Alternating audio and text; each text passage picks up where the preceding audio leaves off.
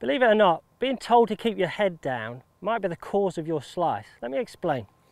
If you get told to keep your head down, what happens is your head stays very stationary, obviously, and actually moves forward slightly and really stifles the turning of your body. So what happens is your right hip gets what I would term jammed. It gets very high. Once this right hip gets so high, now you haven't wound behind it. You've kept your head perfectly still. You've done exactly what you're told.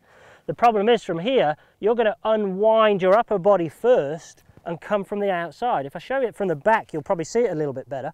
So I'm going to try and keep my head down. The more I keep my head down, look at my right hip. It's gone very high. I've jammed my body motion. It's called a classic reverse pivot. Now from here, my upper body really starts the downswing, and that gets this sort of over the top look about it, which people talk about. You can see.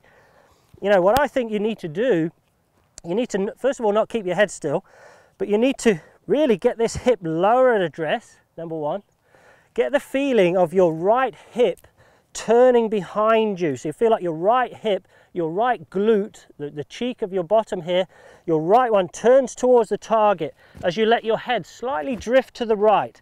And it's only drifting slightly with the turning of my body.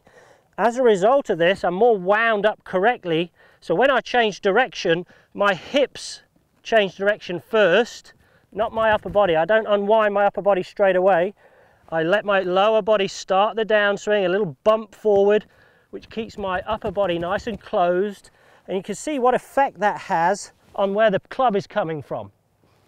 You see how now the club's coming nicely from the inside. If I keep my head still and get this right hip high, now my upper body starts the downswing and gets the club too much from the outside, making me slice it.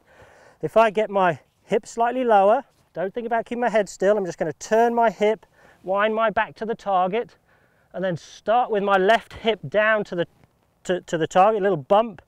All of a sudden, my club is more inside. When it's more inside, now I can release it and I can hit more of that draw shape.